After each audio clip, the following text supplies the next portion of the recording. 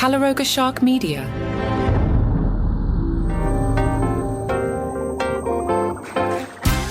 We got to talk about that guy, Jay Leno, again. Hi, I'm Johnny Mac with your daily comedy news. You know, Jay Leno, he's just, the worst person who ever lived because he dares to have opinions about late-night comedy. I mean, what does Jay Leno know about late-night comedy? He hosted The Tonight Show for 22 years. That makes you some sort of expert, Jay Leno? So last weekend, he was out doing the fundraising stuff that he does, and he caught up with People magazine and talked about taking care of his wife, Mavis. And Jay said, I like taking care of her. I enjoy your company, and we have a good time. If you're not familiar, Mavis has advanced dementia. Jay spoke with People at the 34th Annual Love Ride last week. Jay said, I've been very lucky in my life. My wife's fighting dementia and all that, but it's not cancer. It's not a tumor, so I enjoy taking care of her. It's not work. People come up and they say they feel so sorry. I understand their sympathy, but, a lot of people are going through it. It's okay. I like taking care of her. I enjoy your company. We have a good time. We have fun with it. It is what it is. There are going to be a couple years that are tricky, so the first 46, really great, but it's okay. It's not terrible. I'm not a woe is me person. I'm just lucky that I'm able to take care of her. As soon as this ride's over, I'm going home and I'll make her lunch. Boy, you can see why people hate this guy. He's just horrible. What a horrible, horrible person. Jimmy Kimmel was on Glennon Doyle's podcast. He talked about Kimmelgate and said if I'd not been allowed back on the air, I'd be a martyr. It's not a terrible position to be in as a comedian, but it's not the position I wanted to be in. And it's also not the way I wanted the show to end. I want it to end in a graceful way. I want to have a farewell party with our staff. I want to do all those things. He wanted to say the things I want to say to people, but the idea of having it all shut down abruptly and unjustly would have been awful. It's not just how you want to go. It'll be 23 years in January. Well, so Kimmel's been hosting 22 years. That does not make you an expert. What are you, Jay Leno now? You think you know something about late-night comedy after hosting 22 years? Please. Kimmel said, we weren't fired, we were suspended. And I think suspended means come back. It just didn't feel like that to me at the time. Been a busy week. I never circled back to that Stephen Colbert article with GQ. This, as I read through this interview, it seems like it got really feisty at times.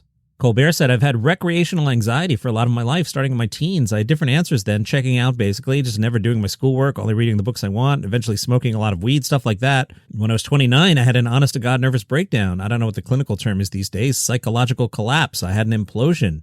And I was newly married, didn't know what I was going to do. Suddenly I was panicked that I'd chosen something to do with my life that would give me the life I wanted. And I don't mean I wouldn't be successful, but that somehow the life I'd chosen would not allow me to be a husband and a father the way I wanted to be because of the demands of how hard it is. The sacrifices you have to make. And I tried Xanax and stuff like that, but I could still feel the gear smoking. You know what I mean? And I woke up one morning and my skin wasn't on fire. I was like, what was different? Oh, it was the first day of rehearsal for the new show. Comedy keeps me sane.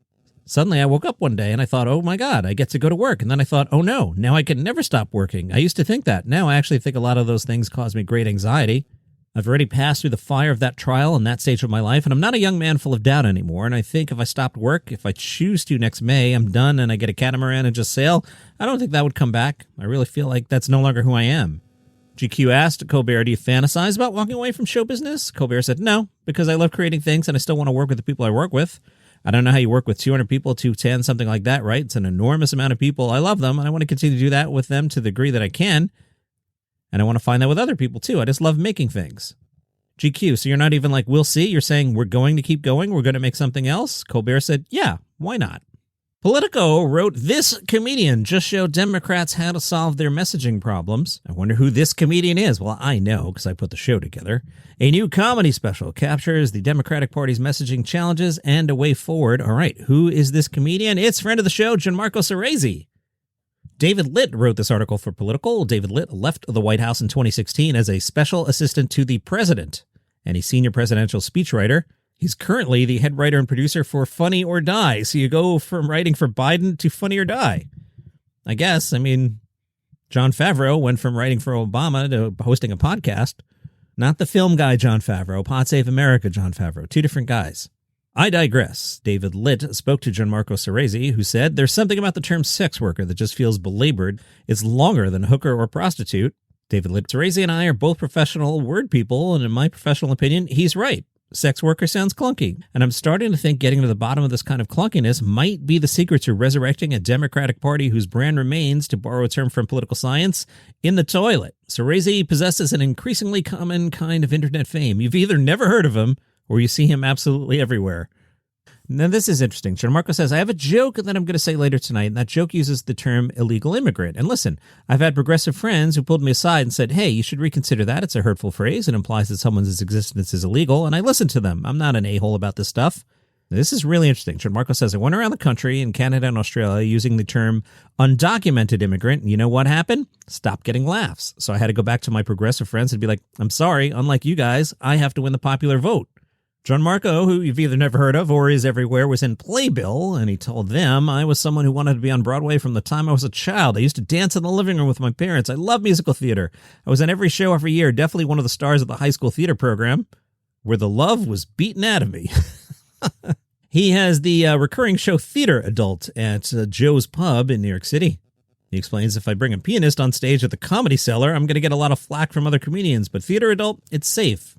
And the last one we did, we found a lawyer. Her last role was Sarah in Ragtime. She hadn't sung since 2008. And I said, get on stage. And she sang Your Daddy's Son for the first time in well over a decade. It was amazing. Gianmarco's comedy album, Thief of Joy, live in San Francisco, is out now. This is an audio version of the special and has bonus album-only content. Can we give him the Grammy? Hamptons.com spoke to Rosebud Baker. Hey, Rosebud Baker, where did the nickname Rosebud come from? She said, I'm actually not sure. Several people in my family have taken credit for it, which makes them unreliable narrators. I can only assume that my parents wanted something unique, but Southern Gothic enough that I'd either become a writer or haunt an old house. I think I've managed a little bit of both. She visited the White House as a child. What was her favorite memory there? She said, I remember standing in the hallway, staring at the portraits of the first ladies and thinking, wow, these women look like they could all ruin my life in very different ways. It was surreal. As a kid, you don't feel you get the weight of the place. I remember being unimpressed by the president living in a rental property. At the Flyover Comedy Festival in St. Louis today, back from Riyadh, it's the not-so-canceled Aziz Ansari. Maybe there's a meet and greet after the show. You could ask Aziz some things about his resume. No? Yes? Yes. He's your big name there tonight. Patty Harrison has 2 shows at 7 and 9. New York Comedy Festival. A lot of shows as always. Let's see if there are any names tonight. Jay Jordan's at the Bell House at 4 o'clock. That's my kind of show. I could be back home by 7:30. Asleep in the chair by 10? Sounds great. Alex Edelman at Carnegie Hall at 6 o'clock. Todd Glass, apparently the most popular comedian in the United States. Below the radar, but he could sell out the New York Comedy Festival for 2 weeks in a row, do 2 shows a night. Everybody's going to see Todd Glass. Margaret Cho's Choligarchy at Town Hall at 7. Louis C.K. at the Beacon at 7:30. Adam Conover at the Bell House at 7:30. All right, so this is far and away the best night that they've had. Chris Fleming at Carnegie Hall at 9 o'clock. Now, I think Chris Fleming is fantastic. I just can't fathom that Chris Fleming is selling out Carnegie Hall. Now, as I record this, the Get Tickets button is there, so maybe I'm not crazy. This is not a dig at Chris Fleming. I really like Chris Fleming, but Carnegie Hall just seems, what? Let's see. I'm going to try and order, the most they'll let me order is 8 tickets, and I'm going to hit Best Available. No matches for Best Available. That doesn't make sense. And I'll choose my own seats. Now, there's not a crazy amount here in the second tier. That looks like there's about 20 tickets. Let's see. If I click Dress Circle, it's mostly the back row that's available. And if I hit Balcony, yeah, probably another 26. So it's close to a sellout, so it's not absurd. I'm just surprised. I like Chris a lot. Todd Glass, another show at 9 o'clock. Again, Todd Glass, America's most popular comedian, could play 2 shows a night in New York City for weeks at a time, and everybody goes. The Jackie Mason musical is at Triad Theater at 9:30. Ron Funch is at the Bell House at 10, and some other stuff. So that is far and away the best night of the New York Comedy Festival so far. Vice is putting some spin on Kathy Griffin here. They write, nearly 2 decades after his death, George Carlin remains one of the most prolific stand-up comedians of all time. But he doesn't have the most specials overall. That distinction goes to Kathy Griffin, who holds the Guinness World Record for most stand-up specials by a comedian. Okay, hold on. Time out. Carlin has 14 HBO specials when that was like a thing. You know, now you go down to the Chuckle Hut, your friend brings their phone and films you, and it's up on YouTube 20 minutes after the show. The audio sucks. There's no editing. And you say, hey, my new special's available on YouTube. So, you know, let's not quite compare George Carlin's HBO specials to some of Kathy Griffin's work. Bill Maher has 11 HBO specials. Really? He does? Why have I not seen any of them? Robert Klein performed on the first HBO comedy special in 1975. He only did 9. Dennis Miller landed his first HBO special before Bill Maher. He has 8.